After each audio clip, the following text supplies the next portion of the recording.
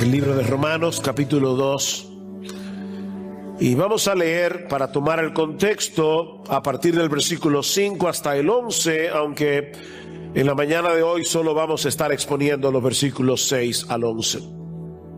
Pero antes, mis hermanos, vamos a orar. Vamos a pedir que el Espíritu Santo descienda con poder sobre la iglesia hoy. Soberano Señor, nuestra esperanza está en Jesús y en nadie más. Nuestra esperanza está en Él para llegar a tu presencia. Nuestra esperanza está en Él para servirte, para alabarte, para predicar tu palabra. Oh Señor, no tenemos la menor confianza en nosotros mismos. Ven y ayúdanos, Señor, en nuestra debilidad, en nuestra mucha debilidad, porque te lo pedimos en Cristo. Amén. Versículo 5.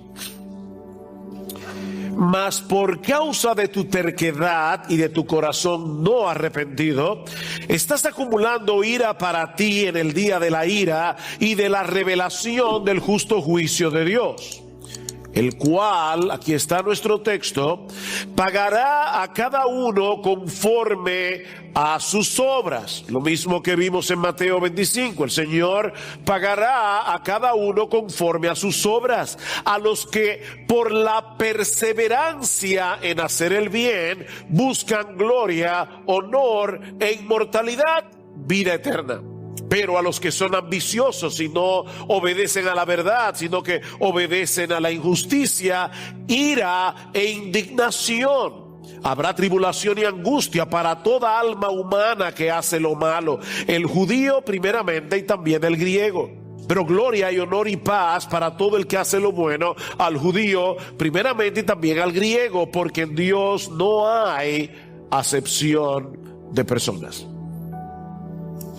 A comienzos del siglo XX, la revista Times de Londres encargó a un grupo de escritores reconocidos que contribuyeran con algunos artículos sobre el tema ¿qué es lo que está mal en el mundo? ¿Qué tema? ¿Qué es lo que está mal en el mundo? Y recuerden, a principios del siglo XX, Gilbert Chesterton, que fue un periodista y escritor inglés, uno de los hombres probablemente más citados en todo el siglo XX y en lo que va del siglo XXI, le envió una carta al Times que decía simplemente esto: estimados señores, el problema soy yo. Con cariño, Chesterton. ¿Qué es lo que está mal en el mundo? El problema, dice Chesterton, soy yo. Lamentablemente no muchas personas suelen tener esa claridad de pensamiento con respecto a sí mismas. Nosotros sabemos que algo no anda bien en el mundo y hasta podemos reconocer que no somos perfectos, ¿verdad? Pero es difícil llegar a entender la magnitud de nuestra propia pecaminosidad en la presencia de Dios. Y eso es precisamente lo que el apóstol Pablo quiere mostrarnos en esta sección de la carta que nosotros comenzamos a estudiar hace unas semanas atrás. El tema central de la carta a los romanos es el evangelio, es la buena noticia de que Dios declara justo a pecadores culpables por medio de la fe en Jesucristo. De manera que esta buena noticia del evangelio solo tiene sentido para el que acepta una mala noticia previa. Somos pecadores y tenemos un serio problema con la justicia de Dios. ¿Qué es lo que está mal en el mundo? Tú y yo. Tú y yo. Pablo va a decir en el capítulo 3, en la carta de Pablo a los romanos, que en el mundo entero no hay justo ni aún uno. No hay quien entienda, no hay quien busque a Dios, no hay quien haga lo bueno, no hay ni siquiera uno. ¿Es eso lo que las personas piensan de sí mismas? nosotros creemos, las personas en el mundo creen que nosotros somos personas buenas que a veces hacemos cosas malas. El veredicto de la Biblia es que nosotros somos personas malas que por la gracia de Dios de vez en cuando hacemos cosas buenas. Es diferente. No hay justo ni aún uno. No hay quien haga lo bueno desde el punto de vista de Dios. Y eso incluye a los paganos que Pablo describe en Romanos capítulo 1, versículos 18 hasta el 32. Hombres y mujeres entregados por completo a vicios degradantes, pero también incluye a los moralistas que se creen superiores a los demás porque ellos critican severamente todos esos vicios. Y ese es precisamente el tema que vimos hace unas semanas atrás al comenzar a estudiar el capítulo 2. Vean una vez más el versículo 1. Por lo cual no tienes excusa, oh hombre, quien quiera que seas, tú que juzgas. Aquí está el individuo moralista, el que juzga a los demás, el que se cree superior. Pues al juzgar a otros, a ti mismo te condenas, porque tú que juzgas practicas las mismas cosas, dice Pablo. Francis Schaeffer, un teólogo y un pensador cristiano del siglo XX, se refería a este pasaje de Romanos capítulo 2 como la grabadora invisible. Él decía que todos nosotros llevamos al cuello una grabadora que no se ve, pero que va recogiendo día tras día lo que nosotros decimos acerca de los demás. Nosotros somos geniales para decidir cómo deberían vivir los demás, ¿no es así? Y hay una grabadora que va recogiendo día tras día todo lo que tú dices acerca de cómo debieran vivir los otros. Y en el día del juicio Dios va a tomar todas esas cintas, te las va a poner delante de ti para mostrarte que probablemente tú hacías esas mismas cosas que criticabas o aún peor. Mi amigo, la historia humana concluye en un tribunal.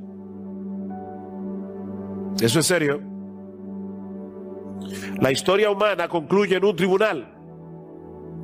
Y nadie podrá escapar de las terribles consecuencias de ser condenado en ese juicio por el simple hecho de ser un moralista o por tener una fachada de decencia, porque nuestro Dios no solo conoce nuestras vidas hasta en sus más íntimos detalles, sino también las motivaciones y pensamientos detrás de nuestras acciones.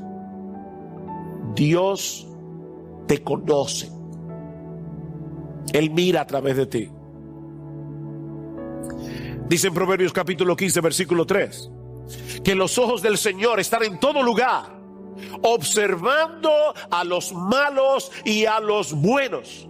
Nuestra vida es un libro abierto en la presencia de Dios. Dice el autor de la carta a los Hebreos que no hay cosa creada que esté oculta a su vista, sino que todas las cosas están al descubierto y desnudas ante los ojos de aquel a quien tenemos que dar cuentas. Y en este mismo capítulo 2 de la carta a los Romanos, Pablo dice en el versículo 16 que Dios juzgará los secretos de los hombres conforme al evangelio y mediante Jesucristo.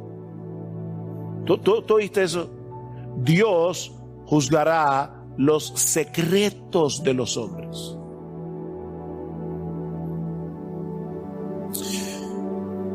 Tarde o temprano, todos vamos a comparecer ante el tribunal de Dios. Eso es tan cierto y es tan serio que sería una completa insensatez vivir de espaldas a esa realidad. Este juicio, dice Pablo, y es mi primer encabezado en la mañana de hoy, es un juicio universal. Es un juicio universal. Vean el versículo 6 otra vez. El cual pagará a cada uno conforme a sus obras. En el versículo 9, hablando acerca de los impíos, Pablo dice: habrá tribulación y angustia para toda alma humana que hace lo malo. El texto dice literalmente: para todo ser humano que hace lo malo. El judío primeramente y también el griego. Todos los seres humanos, de todas las razas, de todas las nacionalidades, de todas las culturas, van a estar allí. A veces nosotros hacemos planes y se nos frustran, creemos que en la fecha tal vamos a estar en tal sitio, pero las cosas no suceden como las habíamos planificado. Bueno, ¿sabes una cosa? Si hay algo de lo que tú puedes ahora mismo estar absolutamente, completamente seguro, es que en el día del juicio todos nosotros estaremos en ese tribunal. Esto es universal. Aún los muertos se levantarán, los vivos estarán ahí. Pablo dice a Timoteo: te encarezco delante del Señor Jesucristo, que juzgará a los vivos y a los muertos en su manifestación y en su reino, que prediques la palabra. Todos van a estar allí. Nadie va a faltar a esa cita con la justicia de Dios. Y déjame decirte algo, mi amigo: nadie va a estar a tu lado cuando tengas que presentarte ante el juez de toda la tierra, a menos que por medio de la fe tú tengas a Jesucristo como abogado defensor. Hay personas que no quieren venir a Cristo porque tienen el temor de perder a sus amigos. ¿No es así? Mira, déjame decirte algo. En el día del juicio, ninguno de ellos va a estar al lado tuyo para consolarte. Estarás solo en la presencia de Dios. Niños, esto es serio, escúchenme. Sus padres cristianos no van a estar allí. Sus padres cristianos no van a estar allí. Tu cónyuge cristiano, si lo tienes, no va a estar allí. Cada uno de nosotros dará a Dios cuenta de sí mismo, dice Pablo en Romanos capítulo 14, versículo 12. Y este es un texto que tiene una aplicación para todo el mundo. Nadie va a responder por ti en el día del juicio, porque todos compareceremos como individuos ante el tribunal de Dios. Pero este juicio no solamente será universal, sino también absolutamente imparcial. Absolutamente imparcial. Vean el versículo 11: porque en Dios no hay acepción de personas. Porque en Dios no hay acepción de personas. Y Pablo está pensando aquí en lo que ha dicho anteriormente en el versículo 10, cuando dice: pero gloria y honor y paz para todo el que hace lo bueno, al judío primeramente y también al griego, porque no hay en Dios acepción de personas. Todos van a estar allí, no importa la nacionalidad. Y es probable que Pablo esté pensando en el hecho de que los judíos se creían que estaban exentos del juicio y la condenación de Dios por el mero hecho de ser judíos. Nosotros somos los descendientes de Abraham, nosotros somos la nación del pacto, nosotros tenemos privilegios que el resto de las naciones no tienen. Pero Pablo quiere hacerles ver que esos privilegios son una moneda de dos caras. Fue a los judíos que se les dio a conocer primero la oferta del evangelio. En Romanos 1:16, que ya estudiamos hace unas semanas, Pablo dice a los creyentes en Roma: yo no me avergüenzo del evangelio, pues es poder de Dios para la salvación de todo el que cree, del judío primeramente y también del griego. La oferta del evangelio debía llegar primero a los judíos, pero así también será en el día del juicio. ¿Ven? El evangelio, la oferta, primero a los judíos. El juicio, primeramente a los judíos. Versículo 9: habrá tribulación y angustia para toda alma humana que hace lo malo, al judío primeramente y también al griego. La misma prioridad que se les dio en la salvación se les dará también en el juicio. ¿Saben por qué? Porque al que mucho se le da, mucho se le demandará. Y a ellos se les dio mucho. ¿Sabes lo que eso significa, joven? Que a un salvaje del África que nunca en su vida ha escuchado el evangelio de Jesucristo se va a juzgar, y lo vamos a ver el domingo que viene, y van a ser condenados por sus pecados si no creen en Jesucristo. Pero créeme, el castigo de ellos será menor, pero mucho menor aunque el menor de los castigos en el infierno es horrible, que el castigo de aquellos que como tú, domingo tras domingo, vienen a una iglesia, escuchan el evangelio y aún así no se arrepienten. El privilegio es una moneda de dos caras. Mi amigo, no pienses ni por un momento que los privilegios de los que tú hayas podido disfrutar en esta vida te servirán de algo en el día del juicio. No es así. En este mundo hay diferencias de clase, hay mucha diversidad a nivel socioeconómico, algunos son famosos, hay otros que apenas lo conocen en el barrio. Pero todas esas diferencias se esfumarán en el día del juicio. Ese tribunal será el gran nivelador de la raza humana. ¿Recuerdan la visión de Juan del juicio final en Apocalipsis 20? Dice en el versículo 11: vi un gran trono blanco y al que estaba sentado en él, de cuya presencia huyeron la tierra y el cielo, y no se halló lugar para ellos. Y vi a los muertos, grandes y pequeños, de pie delante del trono. Los muertos grandes y los muertos pequeños, los famosos y los desconocidos, los ricos y los pobres, de pie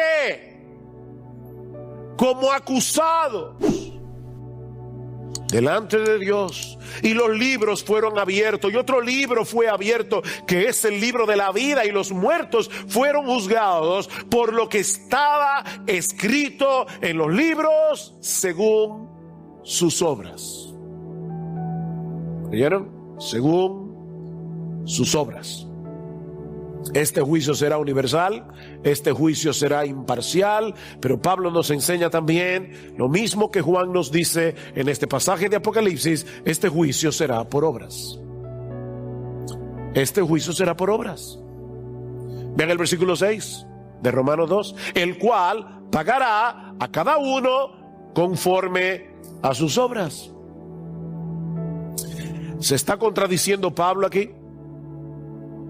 Porque en todo el libro de Romanos, Pablo insiste en el hecho de que la justificación del pecador se obtiene únicamente por medio de la fe, sin las obras de la ley, como dice Romanos 1:17, porque en el evangelio la justicia de Dios, la justicia que da Dios, se revela por fe y para fe, como está escrito: mas el justo por la fe vivirá. Esa es la esencia del evangelio, que el pecador es declarado justo delante de Dios, no por sus obras, sino por medio de la fe, ya que por medio de las obras de la ley ningún ser humano será justificado delante de Dios, dice en Romanos capítulo 3 versículo 20. Nadie será justificado por las obras. Un poco más adelante en ese mismo capítulo 3, Pablo demuestra que los creyentes no tienen nada de qué jactarse por causa de su salvación, porque no depende de ellos, sino de la justicia de Cristo, que es puesta en nuestra cuenta por medio de la fe. ¿Dónde pues está la jactancia? ¿Hay alguna razón para que un creyente se jacte de ser creyente? Dice Pablo, no. Queda excluida. ¿Por cuál ley? ¿La de las obras? No, sino por la ley de la fe, porque concluimos que el hombre es justificado por la fe, aparte de las obras de la ley. Ven, Pablo insiste una y otra vez en casi todas sus cartas que la salvación es por gracia, es por fe, es por Cristo, no es por obras. Sin embargo, la Biblia también es extremadamente clara en el sentido de que en el día del juicio lo que será tomado en cuenta no es nuestra profesión de fe, no es que tú digas ser cristiano, no es que tú pertenezcas a una iglesia donde se predica el evangelio. Lo que va a juzgar Dios en aquel día son las obras que ponen en evidencia la realidad de la fe. Las obras que ponen en evidencia la realidad de la fe. Venid benditos de mi Padre, al reino preparado para ustedes desde antes de la fundación del mundo. ¿Por qué? Porque tuve hambre y me diste de comer, tuve sed y me diste de beber, estaba enfermo y me visitaste, tenía hambre y me diste de comer, me recibiste en tu casa. Y dice Cristo: venid, benditos de mi Padre, porque este reino fue preparado para ustedes. Mis hermanos, nadie será salvo por sus buenas obras, sino por haber puesto toda su confianza únicamente en Cristo para salvación. Pero en el día del juicio, esa fe será vindicada a través de las obras de los creyentes, como también quedará evidenciado por las obras quiénes fueron los incrédulos que no confiaron en Cristo, muchos de los cuales son miembros de iglesias evangélicas y creen que van camino al cielo. Y en el día del juicio, sus obras va a evidenciar que su fe era falsa.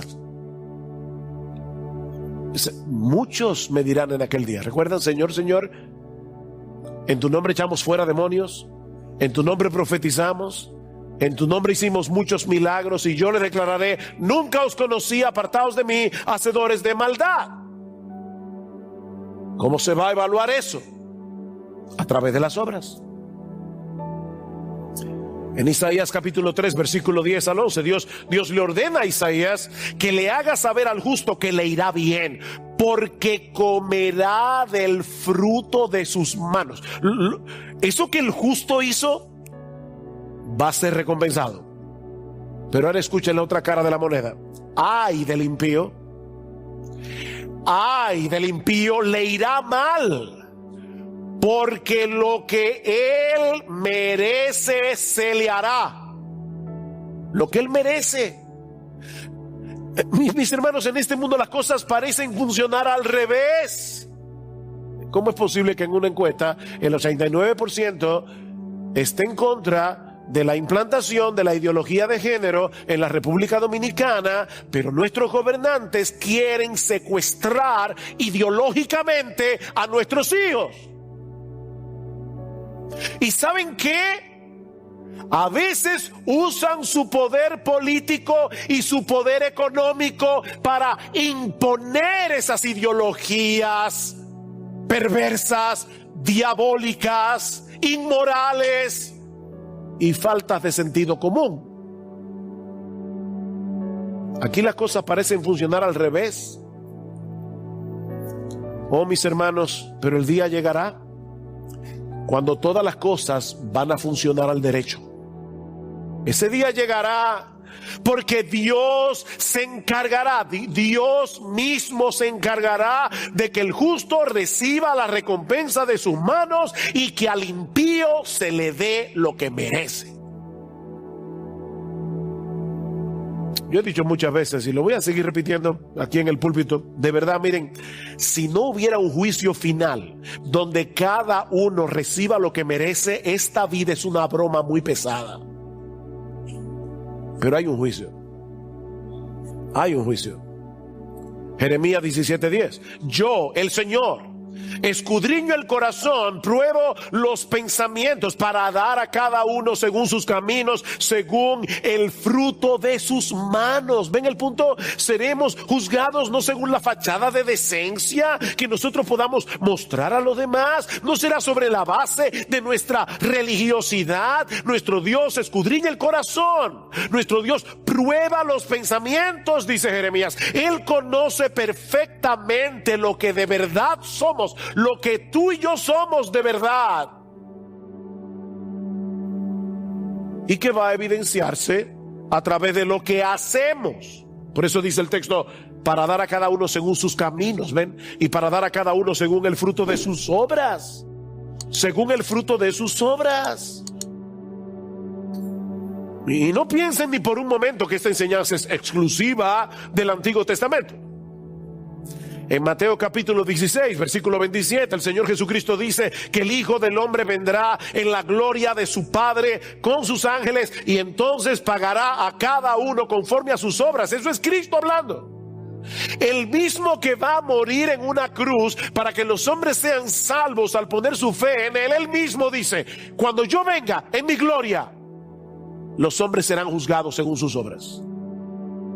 Y es lo que dice Mateo 25, el texto que leímos al principio de este servicio, según las obras. Juan capítulo 5, versículo 28, no os admiréis de esto. Esto es Jesús otra vez. Porque viene la hora en que todos los que están en los sepulcros oirán su voz. Todos van a salir de los sepulcros. Los que hicieron lo bueno a resurrección de vida, y los que practicaron lo malo a resurrección de condenación. Todos van a resucitar, pero no todos tendrán el mismo destino. ¿Y qué es lo que hace la diferencia? Los que hicieron lo bueno a resurrección de vida, los que practicaron lo malo a resurrección de condenación. Tus obras evidenciarán lo que tú eres en realidad. ¿Han visto ustedes esas repeticiones de las jugadas más destacadas en un partido?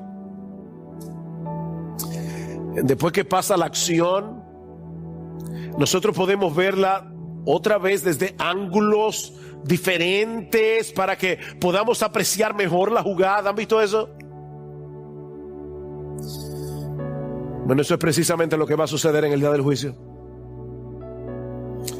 Dios ve nuestras acciones desde todos los ángulos. Desde todos los ángulos posibles. Y conforme a eso seremos juzgados. No si tú eres miembro activo de alguna iglesia, no si tú dices amar a Dios con todo tu corazón. Por sus frutos los conoceréis. Mateo 7:16. Y vuelve y lo repite en el 20. Por sus frutos los conoceréis. Y lo mismo dice Santiago en su carta. Pero alguno dirá, tú tienes fe y yo tengo obras. Muéstrame tu fe sin las obras y yo te mostraré mi fe por mis obras. La fe obra por el amor, dice Pablo. No es invisible. Yo soy cristiano para mí. No. Eso no existe. Olvídate de eso. Olvídate de eso. En aquel día, la realidad de tu fe será puesta en evidencia a través de tus obras. Porque los verdaderos creyentes son transformados por el Espíritu Santo, de tal manera que ahora aman a Dios, lo aman y de todo corazón desean hacer su voluntad. Así que no hay tal contradicción entre el mensaje de la justificación por la fe que se anuncia en el Evangelio y lo que Pablo está diciendo aquí acerca del juicio por obras. Este juicio es perfectamente compatible con el mensaje del Evangelio. Noten el versículo 16 del capítulo 2 otra vez. En el día en que según mi Evangelio, ven, Dios juzgará los secretos de los hombres mediante Cristo. Según mi Evangelio. Esto es parte del Evangelio. Las obras de las que Pablo está hablando aquí, la obediencia de la que Pablo está hablando aquí son obras evangélicas, son obediencias evangélicas, es fruto del poder transformador del Evangelio. ¿Qué quiere decir eso en la práctica, mis hermanos? Que el creyente no está tratando de impresionar a Dios a través de sus buenas obras. Él no quiere ganarse el cielo a través de sus buenas obras. Ya Cristo ganó el favor de Dios para nosotros a través de su muerte en la cruz del Calvario. Y tú y yo nos hemos apropiado de esa bendición por medio de la fe. Y solo por medio de la fe, no por las obras. Pero el verdadero creyente ama al Señor y se deleita en el Señor. Y eso tiene necesariamente que evidenciarse a través de nuestro servicio, a través de nuestra obediencia, no perfecta, pero sí sincera. Y eso es lo que va a ser evaluado en el día del juicio. Las obras que evidencian la realidad de la fe. En el caso de los creyentes, las obras que evidencian la incredulidad en el caso de los impíos. De hecho, hay una estructura de sándwich aquí, si notaron. En los versículos 7 y luego en el versículo 10 se habla de las obras y el destino de los creyentes. 7 y 10. Y en el medio, 8 y 9, el jamón y el queso del sándwich, se habla de las obras y el destino de los impíos. Vean el versículo 7. Dios pagará a cada uno conforme a sus obras. ¿Qué es eso? Versículo 7. A los que por la perseverancia en hacer el bien buscan gloria, honor e inmortalidad, es decir, vida eterna. Versículo 10. Pero gloria y honor y paz para todo el que hace lo bueno, al judío primeramente y también al griego. Ven, los verdaderos creyentes se distinguen, dice Pablo, por su perseverancia en hacer el bien. O sea, no es una buena obra hoy, otra el mes que viene y otra dentro de un año. Es perseverancia hasta el final en hacer el bien. Y ellos hacen ese bien porque buscan gloria, honor e inmortalidad. Déjeme aclarar esto con mucho cuidado.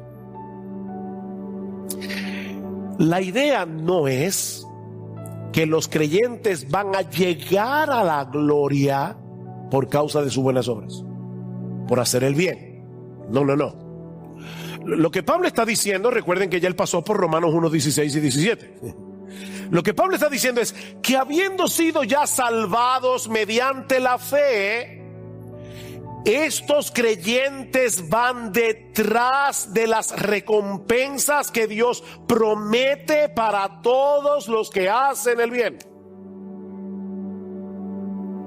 Ellos saben que Dios es bueno y Él ha prometido recompensar toda buena obra, óyeme bien mi hermano, por más pequeña que sea. Si tú hiciste esa buena obra para que Dios se viera bien, no tú, para que Dios se viera bien, para la gloria de Dios y para hacerle un favor, un bien a alguien en necesidad, esa buena obra será recompensada. Dice el Señor: cualquiera que dé a uno de estos pequeñitos un vaso de agua fría solamente, por cuanto es discípulo, de cierto digo que no perderá su recompensa. Un vaso de agua. Ay, mis hermanos, de verdad, miren, si nosotros creyéramos eso, que por cada buena obra que nosotros hagamos para hacer quedar bien a Dios, para mostrar su poder en nosotros, su gloria, como el evangelio de ese Dios es tan poderoso que cambia egoístas orgullosos en personas que hacen el bien, eso le da gloria a Dios. Y Dios se encargará de recompensar cada una de esas obras. ¿Y cuál es la recompensa? Gloria, honor e inmortalidad. ¿Qué gloria? Pablo no está diciendo aquí lo que yo hago para la gloria. Claro, yo lo hago para la gloria de Dios, pero la gloria de la que se habla allí es la gloria que Dios va a compartir contigo. Cuando Cristo vuelva en gloria, nosotros seremos manifestados con Él en gloria. Las aflicciones del tiempo presente no son comparables con la gloria venidera que en nosotros ha de manifestarse. Los justos resplandecerán como el sol en el reino de su Padre. Los que enseñaron la justicia a la multitud resplandecerán como las estrellas del firmamento. Esa gloria.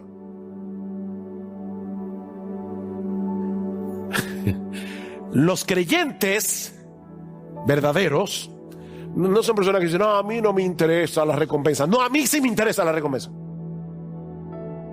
Pablo dice: búscala, busca esa recompensa que viene de Dios, busca ese brillo de gloria que viene de Dios, porque en el cielo no todos van a tener la misma gloria. Todos van a ser glorificados, No todos van a brillar igual. Y Pablo lo dice claramente en Romanos capítulo 15, dice, una es la gloria del sol, otra es la gloria de la luna, otra es la gloria de las estrellas, y hay diferencia entre la gloria de una estrella y la gloria de otra estrella, y así será la resurrección de entre los muertos. No todos van a brillar igual. Busca gloria. La parábola de los talentos en Lucas 19, yo no tengo tiempo, véanla en sus casas. Dice, te di un talento, ¿cuánto hiciste? ¿Cuánto ganaste con el talento? 10, Señor. 10 ciudades son para ti. ¿Y tú cuánto ganaste? 5. Con el mismo talento, 5 ciudades para ti. ¿Hay diferencia? ¿Hay diferencia? En gloria, hay diferencia en honra. Y yo quiero gloria y quiero honra, pero no la que viene del mundo, sino la que viene de Dios. Los que perseverando en bien hacer buscan esa gloria, buscan esa honra que viene de Dios. Ahora, ¿saben lo sorprendente de todo esto, mis hermanos? Es que nosotros no podríamos hacer el bien de no ser por la obra de la gracia de Dios en nuestras vidas. Es por gracia que somos salvos, es por esa misma gracia que podemos hacer buenas obras. Efesios 2, ustedes conocen ese texto, versículo 8. Porque por gracia sois salvos por medio de la fe, y esto no de vosotros, pues es un don de Dios, no por obras, para que nadie se gloríe. Pero no se quede allí, porque el texto no termina allí. Porque somos hechura suya, creados en Cristo Jesús para buenas obras, las cuales Dios preparó de antemano para que anduviésemos en ella. Wow, Dios en su gracia promete recompensar a aquellos que se ocupan en hacer buenas obras que Él preparó de antemano para que nosotros las hagamos. ¿Y saben por qué Dios hace eso?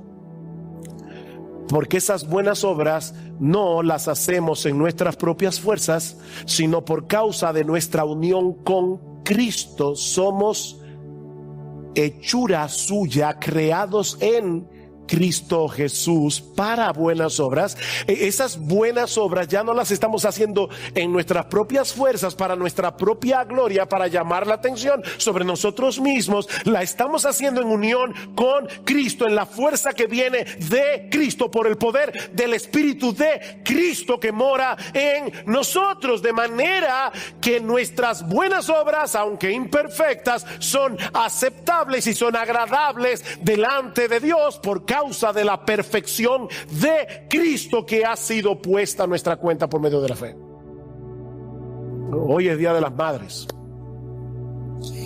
Y yo imagino en los niños pequeños que quisieron hacerle una tarjeta a su mamá en el día de hoy, un dibujo simple, por no ofenderlo diciendo garabato, falta de ortografía. ¿Y saben qué? Las madres que recibieron hoy esas tarjetas están felices. Ellas no esperaban un Rembrandt ni un soneto de Shakespeare.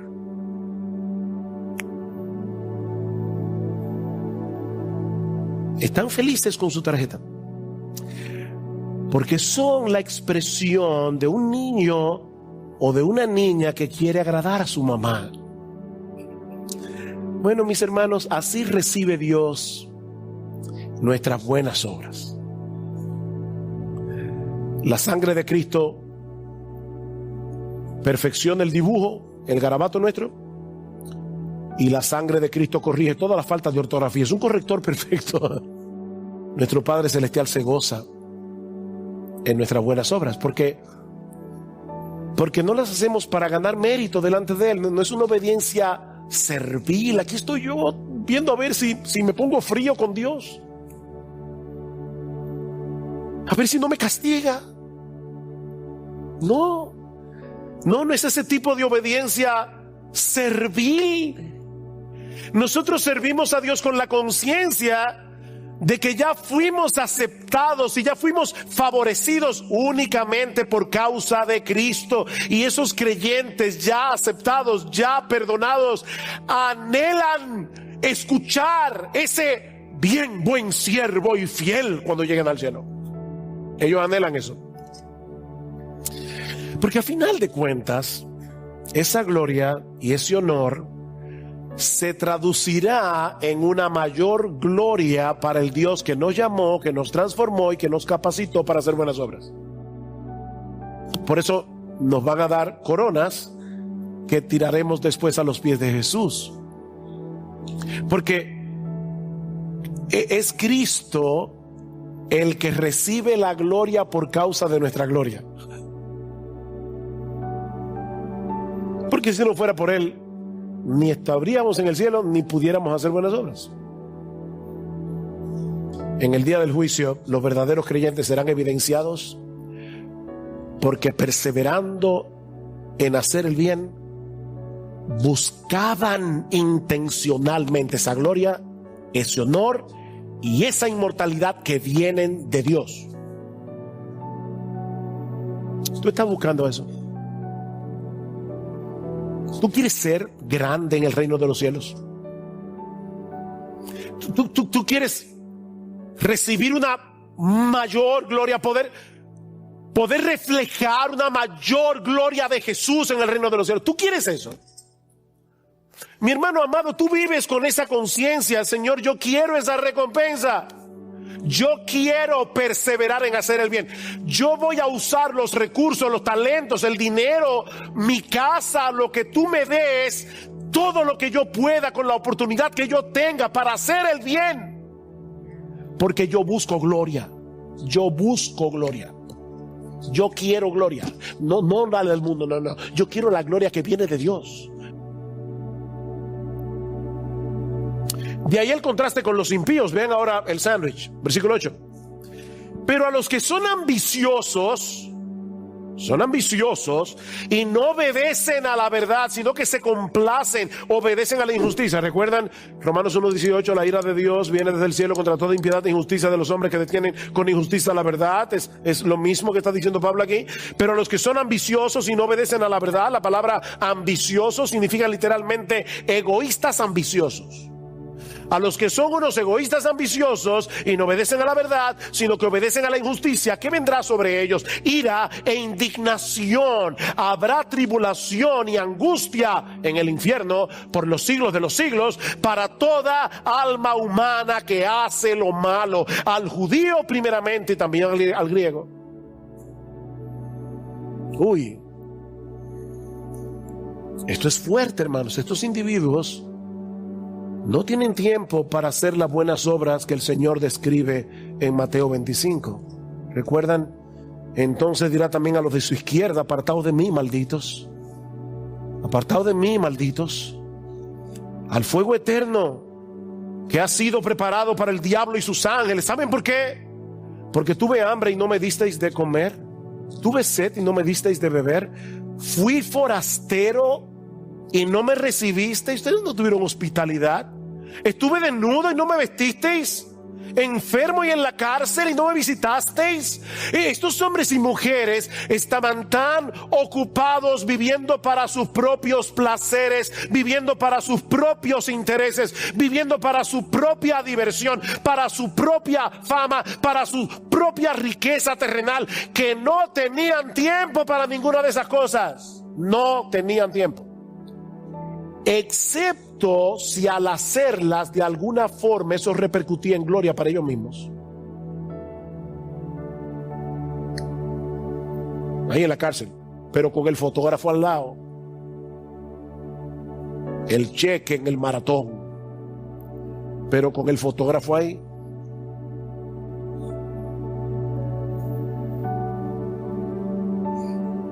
Ustedes ven el contraste, hermanos. Son dos estilos de vida completamente distintos. Porque el evangelio produce una transformación radical en aquellos que vienen a Cristo en arrepentimiento y fe, y al final eso va a conducir a dos destinos distintos: los creyentes a la vida eterna, que no es otra cosa que gloria, honor y paz, dice en el versículo 10. Así describe la vida eterna: gloria, honor y paz en la presencia de Dios. Eso fue lo que Cristo compró para nosotros en la cruz del Calvario. Gloria, honor y paz.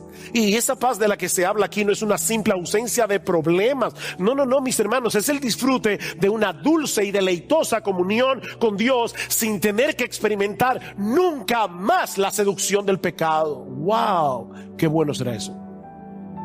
Y esta es la vida eterna, que te conozcan a ti, el único Dios verdadero, y a Jesucristo a quien has enviado. Oh, qué paz será aquella. ¿Qué paz será aquella cuando ya no seamos tentados nunca más? ¿Qué paz será aquella cuando nunca más sentiremos vergüenza por causa de nuestros pecados? ¿Qué paz será aquella cuando todas las células cancerosas del pecado habrán sido completamente eliminadas de nuestro cuerpo y de nuestra alma? Gloria, honor y paz en la presencia de Dios. Los justos resplandecerán como el sol en el reino de su Padre. ¿Y qué de los incrédulos? Dice Pablo, experimentarán ira, la ira de Dios, indignación, tribulación, angustia en el infierno por los siglos de los siglos, eternamente separados de Dios, que es la fuente de todo bien. Ellos quisieron mantener a Dios fuera de sus vidas, y eso es precisamente lo que ellos van a cosechar al final del camino. Ira, indignación. Mi amigo, esto es serio. Tu vida termina en un tribunal donde solo hay dos veredictos. Mateo 25:46. Irán estos al castigo eterno y estos a la vida eterna. No hay otro lugar. No hay purgatorio, mi amigo. No hay purgatorio. Solo hay cielo y hay infierno. Y los dos son eternos. Eternos. Hermanos, amigos que están aquí en esta mañana, métanse esa palabra en su mente y en sus corazones. Eternidad. Para siempre. ¿Recuerdan aquella famosa frase que Dante Alighieri puso en su Divina Comedia, en las puertas del infierno? Entrad por estas puertas vosotros que ya no tenéis esperanza. Ya no tenéis esperanza. Tan pronto traspasas el umbral de la vida hacia la eternidad, ya no hay cómo devolverse, ya no hay esperanza. Es vida eterna o vergüenza y confusión perpetua, dice la Biblia. Mi amigo, ¿cuál de estos dos estilos de vida te caracterizan a ti? Yo no te estoy preguntando si tú eres miembro de IBCJ. ¿Cuál de estos dos estilos de vida te caracterizan a ti? Porque solo hay dos tipos de personas en el mundo. Solo dos, no hay tres. Los que perseveran en hacer el bien, buscando gloria y honra que vienen de Dios, o los que viven para su propia ambición egoísta, buscando la gloria que viene del mundo. Solo dos. Unos se distinguen por su vida de servicio, buscando el bien de los demás, dice el Señor Jesucristo en Lucas 22:27, porque ¿cuál es el mayor? ¿El que se sienta a la mesa o el que sirve? No es el que se sienta a la mesa, pero ¿saben qué? Yo estoy entre vosotros como el que sirve. El más grande se humilló. ¿Tú quieres ser el mayor en el reino de los cielos? ¿Estás buscando tú ese tipo de grandeza? Que es capaz de ocupar el último lugar, de ponerse en la posición de un siervo en lugar de ser servido, porque esos tendrán una mayor gloria en la presencia de Dios. Los otros se distinguen por una vida totalmente opuesta, donde la gloria de Cristo no tiene lugar, donde el yo procura ponerse en el lugar más encumbrado, Mi amigo, ¿cuál de estos dos estilos de vida te caracterizan a ti? Y miren, mis hermanos, yo sé que los cristianos tenemos una lucha en nuestro corazón por causa del pecado que mora en nosotros. Ese es un tema que Pablo va a tocar más adelante cuando llegue al capítulo 6 de la carta a los romanos. Hay una lucha, pero ¿estás luchando? ¿Tú estás luchando? ¿Te vuelves a Cristo en arrepentimiento y fe cuando percibes que la tentación ha ganado algún terreno en tu corazón, tratando de arrastrarte de nuevo a esa ambición egoísta de la que Cristo te libertó cuando te regeneró por su Espíritu? ¿O es esa ambición egoísta el combustible que te energiza desde que te levantas por la mañana hasta que te acuestas? Hay lucha, pero ¿estás luchando? Hay lucha, pero ¿te estás arrepintiendo? Mi hermano, si este mensaje, cuando lo escuchas, te lleva a la conclusión de que a pesar de tus luchas y debilidades eres un verdadero creyente, pero yo quiero invitarte en esta mañana a los creyentes a que te dediques con afán y en dependencia del Espíritu Santo a hacer tesoros en el cielo, a buscar recompensa, busca gloria, afánate por eso, en dependencia del Espíritu Santo. Esa diligencia no es contraria a la gracia de Dios, no, esa diligencia es producida por la gracia de Dios en nuestras vidas. Esa fue la conclusión a la que llegó Pablo en Filipenses capítulo 3, luego de decir: todo lo que era para mi ganancia lo he estimado como pérdida, porque yo quiero conocer a Cristo y ser hallado en Él, no teniendo mi propia justicia que es por la ley. No, yo no quiero esa justicia, sino la que es de Dios por la fe. ¿Qué dice Pablo en el versículo 12? No que ya lo haya alcanzado o que haya llegado a ser perfecto, sino que sigo adelante a fin de poder alcanzar aquello para lo cual también fui alcanzado por Cristo Jesús. Hermanos, dice Pablo, yo mismo no considero haberlo ya alcanzado, pero una cosa hago. Ahí está el esfuerzo intencional, olvidando lo que queda atrás y extendiéndome a lo que está delante. Yo prosigo hacia la meta para obtener el premio del supremo llamamiento de Dios en Cristo Jesús. Yo quiero ese premio. Mi hermano, yo me imagino que probablemente algunos están diciendo: wow, yo he estado perdiendo el tiempo. No te quedes postrado, lamentando lo que pudiste haber hecho y no hiciste. No, ampárate en la promesa del Señor de que si confesamos nuestros pecados, Él es fiel y justo para perdonar nuestros pecados, para limpiarnos de toda maldad, y en dependencia del Espíritu de Dios, toma la determinación de no seguir desperdiciando tu vida. No desperdicies tu vida. Busca activamente esa recompensa que viene de Dios. Búscala. Dedícate intencionalmente a hacer tesoros en el cielo. ¿Cómo? Haciendo buenas obras, ministrando a otros la palabra de Dios, predicando el evangelio, porque los que anuncian la justicia a la multitud serán como las estrellas en el firmamento. Busca esa gloria.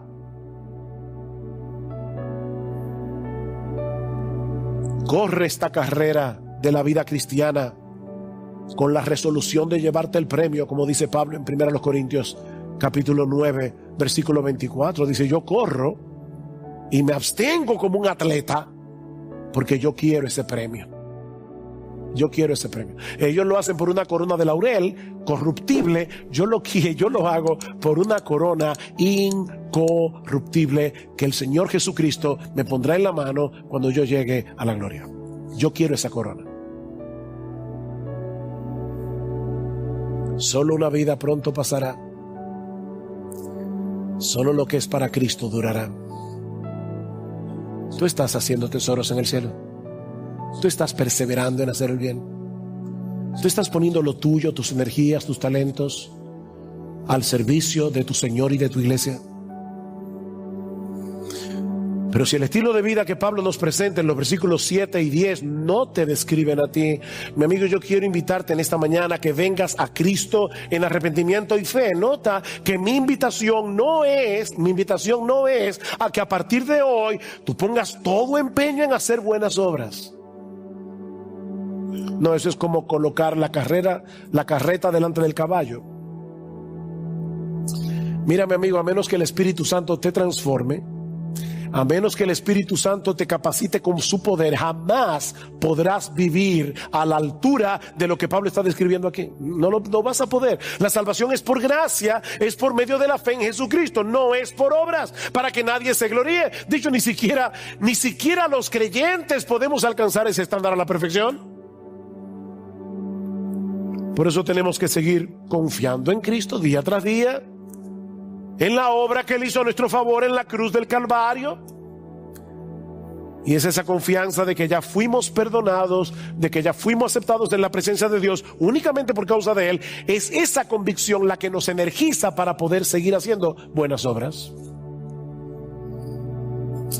No, nuestra invitación en esta mañana no es que comiences a hacer buenas obras, es que vengas a Cristo arrepentido de esa ambición egoísta que ha caracterizado tu vida hasta el día de hoy, y pongas toda tu confianza únicamente en esa bendita sangre derramada en la cruz que nos limpia de todo pecado.